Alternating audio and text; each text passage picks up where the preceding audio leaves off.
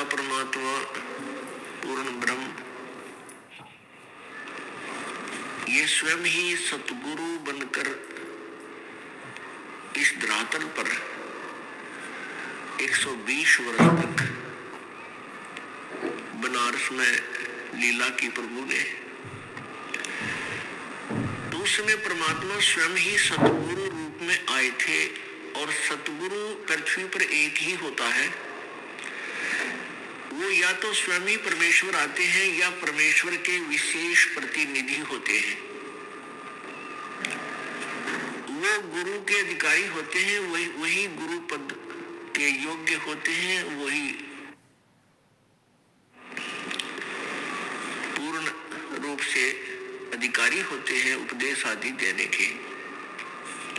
तो जब परमेश्वर स्वयं आए हुए थे तो उसके विषय में कहते हैं कि गुरु गोविंद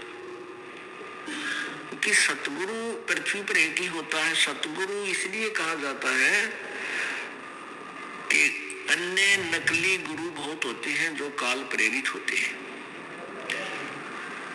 वो वास्तव में गुरु नहीं होते, लेकिन जनता, भोली जनता उनको गुरु मानती है, गुरु रूप से पूजने लग जाती है। इसलिए सतगुरु कहना पड़ा। सत्य गुरु परमेश्वर ने अपनी महिमा में सतगुरु शब्द और जोड़ना पड़ा, क्योंकि झूठे गुरु बहुत घने होते हैं काल के भेजे हुए। तो यहाँ उसी के बारे में परमेश्वर कह रहे हैं, गुरु बड़े गोविंद से मन में देख विचार, हरि सुमरे सो वार है, गुरु सुमरे हो पार। अब जैसे परमेश्वर कबीर जी आए हुए थे 600 वर्ष पहले, वो परमात्मा थे लेकिन सतगुरु रूप में विद्यमान थे। अब हम पहले जो हरि हरि राम राम भगवान भगवान करते फिरते थे, कोई लाभ नहीं हो रहा था। सभी देवी देवताओं को पूजते थे, मंदिर मस्जिदों पहाड़ों पर भी जाते थे, तीर्थों पर जाते थे, हमें कोई लाभ नहीं हुआ। और जिस समय हम उस परमात्मा सदगुरु रूप में प्रकट प्रभु के पास जाते थे, जाते ही हमें लाभ हो जाता था। और फिर वो अपने ही प्राप्ति का यानी सतलोक स्थायी स्थान देने के लिए जो विधि बताते थे, उस साधना के करने से हम पार हुए। तो क्या बताते हैं, गुरु बड़े गोविंद से मन में देख विचार। अब सतगुरु यानी गुरु शब्द बहुत है। यदि नकली गुरु ना हो तो सतगुरु शब्द की भी आवश्यकता नहीं पड़े, यदि गुरु पूर्ण हो। तो यहाँ परमात्मा कहते हैं वो गुरु या सतगुरु रूप जो एक ही है, वो गुरु बड़े गोविंद से, नकली गुरुओं के ऊपर लागू नहीं होती। लेकिन परमात्मा की इस वाणियों को इन नकली गुरुओं ने अपने रोजी रोटी के लिए अपने ऊपर लगा करके भोली आत्माओं को पीछे लगा लिया। अब ये काल का भयंकर जाल है पुण्यात्माओं। परमात्मा स्वयं ही आकर के इस काल के जाल को यथार्थ रूप में हमारे सामने प्रकट करते हैं। तो यहाँ क्या बताया है कि गुरु बड़े गोविंद से मन में देख विचार, हरि सुमरे सो वार है। वार माने काल के जाल में उरली ओढ़ इसी तरफ, और गुरु सुमरे हुए पार। जो जैसे सतगुरु आए हैं, परमात्मा आए हुए थे, जिन्होंने अपने परमात्मा कबीर जी में रुचि की, उन्हीं के ऊपर आश्रित रहे, तो वो पार हुए। और जो सतगुरु छोड़कर भगवान भगवान राम राम कृष्ण कृष्ण राधे श्याम ऐसे रट लगाते फिरते थे, वो वार ही रह गए, क्योंकि उनको यथार्थ ज्ञान नहीं हुआ। अब परमात्मा क्या बताते हैं, आपकी ऐसी श्रद्धा होनी चाहिए ऐसे गुरु में, जय इब के सतगुरु मिले, जय इब के सतगुरु मिले, सब दुख आखूरो, चरणों ऊपर शीश धरूं, कहूं जो कहनी हो। कबीर साईं मिलेंगे पूछ पूछेंगे कुशलात, आज अंत की सब कहूँ अपने दिल की बात। गुरु जी तुम ना भूलियो, चाहे लाख लोग मिल जाही, हमसे तुमको बहुत है, तुमसे हमको नहीं। कबीर तुमरे विसारे क्या बने, मैं किसकी शरण में जाऊं। शिव ग्रंथ मुनि नारदा, इनके हृदय भी न समाऊं। अब गुण किए तो बहुत किए, करते न मानी हारे, बावे बंदा बख्श दियो, बावे गर्दन उतार। अब गुण मेरे बाप जी, बख्शो गरीब निवाज, जो मैं पूत कपूत हूँ, बोहर पिता लाज। मैं अपराधी जन्म का, नख सिख बरे विकार, तुम दाता दुख भंजना, मेरी करो सुमार।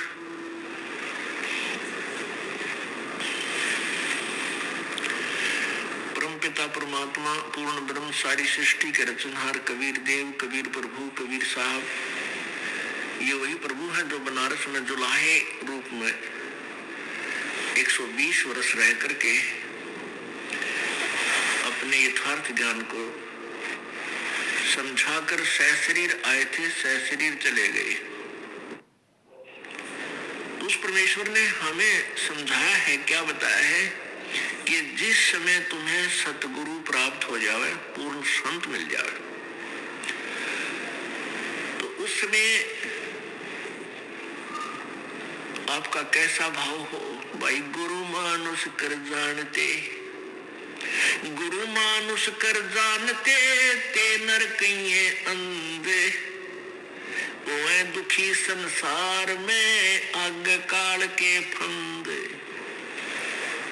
अपने आत्मा जब परमात्मा आए थे वो तो भगवान थे ही, वो तो स्वयं परमेश्वर थे कबीर जी।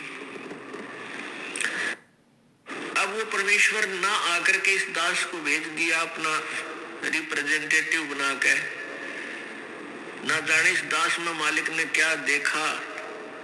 यदि हम अपने अवगुणों को देखते हैं तो हमें, हमारे अंदर ऐसी कोई योग्यता नहीं थी कि ऐसे निर्मल भगवान की और ऐसे निर्मल ज्ञान की हम चर्चा कर सके और जनता को बता सके। लेकिन परमात्मा समर्थ है, वो जो चाहे सो कर सकते हैं। वो मिट्टी से सोना बना सकते हैं और एक अयोग्य व्यक्ति को वो योग्य भी बना सकते हैं अपना काम लेने के लिए। तो उस परमात्मा ने अपने इस दास को भेजा। तो ये क्या बताना चाहते हैं कि आपका भाव अपने सतगुरु के प्रति भगवान तुल्य हो, तब आप सफल होंगे। अपने आत्मा, अब तो ये दास बैठा है, यदि यहाँ परमात्मा इसी मानव शरीर तो है ही उनका, क्योंकि बनारस में 120 वर्ष रहे, और अब भी वो आ जाते। जो हम चित्र देखते हैं प्रभु का, ऐसा चित्र नहीं है। वो तो ना जाने कितने स्वरूप है उस मालिक के, वो किसी भी रूप में आकर के अपना ज्ञान बताता है, अपनी प्यारी आत्माओं को अपने चरणों में लगा के भक्ति करवा के सतलोक ले जाता है। अब आज हम भगवान की तलाश कर रहे हैं, और परमात्मा क्या अनमोल वस्तु है, क्या अनमोल है, कितना उसके अंदर गुण है। यदि आज हमें वो मिल जाए, आपके सामने आ जाए, तो आपकी क्या स्थिति होगी। एक बार सोचना, जो भक्त आत्माएं हैं गहराई से सोचे। अब जैसे भूखे को भोजन सामने मिल जाए और निर्धन को सामने धन की थैली नजर आवे, तो कैसी तड़फ होगी उसकी। प्यासे को पानी मिल जावे तो कैसी श्रद्धा करेगा, टूट कर पड़ेगा उसके ऊपर। धन है तो ठाकर सीने का न्यू देख कर भाग लेगा, छुपा जो कि इसने कोई देख ना ले। और सामने भोजन है तो ऐसे सब टूट के पड़ जाएगा, फटाफट खाएगा, अपनी जान बचाएगा। ऐसे ही हमें जब परमात्मा आज मिल जाएगा, आपके सामने आ जाएगा, क्योंकि हम उसी की तलाश में तो भटक रहे हैं, तो आपकी कैसी श्रद्धा होगी ये आप अपने अपने सूत्र से सोच सकते हैं। अब वो भगवान यहाँ आ जाए, अरदास के स्थान पर बैठकर सत्संग करने लग जाए, क्योंकि ज्ञान तो देना ही पड़ेगा उन्होंने, तो आपकी कैसी भावना होगी। आंखों में आंसू हो, हृदय में प्यार हो, और कोई भी अवगुण हम भगवान में देख नहीं सकते, क्योंकि भगवान में अवगुण होता ही नहीं। तो यहाँ हम इसी दृष्टिकोण से परमात्मा के भेजे हुए इस दास को आपने ऐसे ही देखना है, ऐसे विचार रखने, ताकि आपकी आत्मा परमात्मा पाने योग्य बनी रहेगी, उसमें मैल नहीं आवेगा। अब जैसे हमने परमात्मा पाना है तो गुरु जी को भगवान स्वीकार करना होगा, परमात्मा को एज ए गॉड ट्रीट करना पड़ेगा, तब ही हम निर्मल होंगे, हमारे अंदर आधीनी श्रद्धा बनी रहेगी। अब एक गणित के अंदर एक प्रश्न आता है ऋण का, लोन का, उसमें क्या होता है कि मूल धन ज्ञात करना होता है, और वो मूलधन लाखों और करोड़ों की संख्या का होता है। उस लाखों करोड़ों की संख्या के मूलधन, मूल राशि को ज्ञात करने के लिए, प्राप्त करने के लिए हमने सपोज करना पड़ता है, मानना पड़ता है। मान लीजिए मूलधन 100 रुपए, उस 100 रुपए मूलधन को मानकर हम उस ओरिजिनल वास्तविक उस करोड़ों और लाखों वाले मूलधन को प्राप्त कर सकते, अन्यथा हम उसका कोई और हल कर ही नहीं सकते, उसको प्राप्ति कर ही नहीं सकते। इसी प्रकार वो परमात्मा तो अथाह है, बहुमूल्य है, उसकी कोई कीमत को नहीं, वो तो मालिक है, समर्थ है। उस समर्थ भगवान को पाने के लिए हमने गुरुजी को मानना पड़ेगा। ये भगवान मान लो, गुरुजी भगवान परमात्मा। तो इस दास को यानी अपने गुरुजी को परमात्मा मानने से एक छोटी सी राशि है 100 रुपये लाखों और करोड़ों की तुलना में, फिर भी उसके बिना वो लाखों और करोड़ों वाला मूलधन आपको प्राप्त नहीं हो सकता, कभी नहीं हो सकता। आप जी ने अपने गुरुजी को भगवान मान लेना चाहिए, और भगवान मानने के बाद फिर हमारी कैसी प्रक्रिया उनके सामने होगी। सामने भगवान खड़े हो तो आप क्या झूठ बोल दोगे? आप क्या बीच जैसे कोई मर्यादा तोड़ के आया हुआ है, भाई शराब पी ली आदि था, बीड़ी पी गया, या कोई और आन उपासना कर ली, किसी भी कारण से नाम खंडित किया है, यानी भक्ति मार्ग से भ्रष्ट हुआ है, और फिर यहाँ आता है। एक दो भक्त देखे हैं जर्दा खाते हैं, तम्बाकू खाते हैं, बीड़ी भी पीते हैं, और यानी मर्यादा को भंग भी करते हैं और आश्रम में आते रहते हैं। तो उनको ये सोचना चाहिए कि आप कहाँ जा रहे हो, गुरुजी भगवान के पास जा रहे हैं, और परमात्मा अंतर्यामी होता है, सारी देख लेता अंदर से। ऐसे आपके मन में ये भावना होनी चाहिए।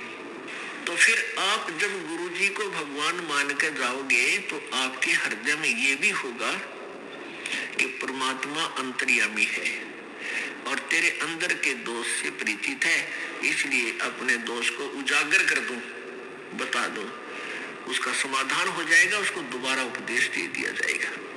नहीं तो आता रहेगा, जाता रहेगा, व्यर्थ में अपना पैर घिसाई करता है, या कोई लाभ उस व्यक्ति को नहीं होगा। ये एक खेल का मैदान है, ये परमात्मा वाला अखाड़ा है, ये खेल का मैदान है। जैसे बच्चा खिलाड़ी खेल में सिलेक्ट होता है और सिलेक्ट होने के बाद उसको मर्यादा बताई जाती है कि तू ये फाउल हो जाएगा यदि तुमने ऐसा किया तो, और वो खिलाड़ी फाउल हो जाता है, कोई नियम तोड़ देता है उसको फाउल कर देते, बाहर निकाल देते। इसी प्रकार आप जो मर्यादा भंग कर दोगे, आप फाउल होगे तो आप वार कर दिए। परमात्मा का ऑटोमेटिक संकेत है, वो ऑटोमेटिकली यानी स्वतः आप परमात्मा के मार्ग से दूर हो जाओगे, फिर आपको कोई लाभ नहीं होना। तो क्या बताते हैं प्रभु हमारे लिए? ये अमृतवाणी छोड़कर गए हैं, गुरु मानुष कर जानते ते नर कहिए अंध, होए दुखी संसार में आज्ञा काल के फंद। गुरु गोविंद दोनों खड़े किसके लागू पाए, बलिहारी गुरु अपना जिन गोविंद दियो मिलाए। अब देखो कितनी प्यारी वाणी है परमात्मा की। इसको समझना है कि एक तरफ गुरुजी खड़े हैं, दूसरी तरफ भगवान। आप किसके चरणों में लगोगे? स्वयं ही उसका उत्तर भी दिया है कि मैं तो अपने गुरुजी के चरणों में लगूंगा, क्योंकि उन्होंने ही मुझे भगवान मिलाया है। गुरुजी नहीं होते तो भगवान शोकोस था मेरे तक। अब जैसे एक एग्जाम्पल देते हैं, उदाहरण आपको देते हैं, जैसे हमने जल को समझ लिए भगवान, एक प्यासे को जल की आवश्यकता है, तो हम प्यासे हैं प्रभु के, हमें उस प्रभु रूपी जल की आवश्यकता है। तो जल तो समझो भगवान, और एंड पंप समझो गुरु। एंड पंप जब नल होता है, जैसे हाथ से चलाते हैं उसको समझो एक, ये तो हमारे गुरु है, और उन्होंने पानी मिला दिया, हमें पानी प्राप्त करा दिया। तो पुण्यात्मा परमात्मा कहते हैं, कबीर हरि के रूठता गुरु की शरण में जावे, कहे कबीर गुरु रूठ गए तो हर ना होत सहाय। अब पुण्यात्माओं, जैसे जिस प्राणी के पुण्य अधिक होते हैं तो वो सुखी नजर आता है, उसकी बढ़िया नौकरी भी होती है, व्यवसाय अच्छा होता है, या अपना कोई कार्य बहुत अच्छा होता है, बच्चे भी ठीक है, अच्छा उसका जो है ठीक व्यवस्था बनी हुई है, तो सब ये कहते हैं भाई इसका राम राज्य है, इसका भगवान प्रसन्न है इसके ऊपर। और जिसके ऊपर आपत्तियों पर आपत्ति आ रही है, वो स्वयं कहता है कि मेरा राम रूठ गया, मेरा भगवान रुष्ट हो गया, मेरा भगवान रुष्ट गया, इसलिए मेरे ऊपर दुख आ रहे। तो पुण्यात्माओं, पुण्य से सुख होता है और पाप से दुख होता है। जिस व्यक्ति के पुण्य समाप्त हो गए और पाप बढ़ गए, उसको दुख शुरू हो गया। आपके पुण्य अक्षीण होने से आपको दुख शुरू हो गया। आप कहीं कार्य कर रहे हो खेतों में, आप एक मटका पानी का घड़ा भर के ले गए और वो पी लिया, समाप्त हो गया। आपको पानी की आवश्यकता पड़ी, पानी जल के अभाव से आपको कष्ट शुरू हुआ। आप कहाँ जाओगे? हैंड पंप पर जाओगे और फिर हैंड पंप की सेवा करके, यानी एक मजदूरी करके, और फिर जल फिर भर लाओगे। आप फिर उस जल के अभाव से दुखी थे, जल प्राप्त हो गया, फिर सुखी हुए। जब आपके पुण्य खत्म हो गए, आपका राम रुष्ट गया, आपका भगवान रुष्ट हो गया, आपत्तियां शुरू होगी। उसका क्या समाधान है? कबीर हरि के रूठता गुरु की शरण में जावे, कहे कबीर गुरु रूठ गए तो हर ना करे सहाय। आपका राम रूठ गया, आपका भगवान रुष्ट हो गया, आपके पुण्य समाप्त हो गए, आप दुखी हुए। गुरु रूपी हैंडपंप के पास जाओ और उनकी सेवा करो, वहां से पुण्य फिर भर लाओ, फिर सुखी हो जाओगे। यदि आपने हैंड पंप ही खराब कर लिया, वो ही तोड़ दी, उसकी हथली हथी, तो आपको जल नहीं मिलेगा। यानी आपके गुरुजी रुष्ट हो गए तो भगवान मदद नहीं करेगा, वहीं से कनेक्शन कट जाएगा। उससे पहले जितना जल आपको प्राप्त हो गया उसको कितने दिन पी लियो। आप जब इस गुरुजी दास के शरण में आते हो, उस मान लिए कोई 1 वर्ष, कोई 2 वर्ष, कोई 4 वर्ष अपनी साधना करते इस दास के बताए हुए, उससे आपको पुण्य प्राप्त हो जाती है। और फिर किसी भी कारण से आपका दुर्भाग्य उदय होता है, आप यहाँ से कट ऑफ हो जाते हैं, तो आपके या आप कोई मर्यादा भंग कर देते हो, तो आपके गुरुजी रुष्ट हो गए। गुरुजी रुष्ट हो गए तो वो हैंडपंप खराब हो गया। जितना जल तुझे प्राप्त हो चुका, यानी जो पुण्य तुझे मिल चुके, वो हो सकता है आपके काफी समय तक चल सकते हैं, लेकिन जब वो क्षीण हो जाएंगे फिर आपकी दुर्गति प्रारंभ हो जाएगी। इसलिए हमने इस आध्यात्मिक मार्ग को बहुत ही जो है सूक्ष्म दृष्टि से देखना है, बहुत गहराई से सोचना है इसके ऊपर, और प्रत्येक पहलू पर विचार करके फिर इस सफर को तय करना है।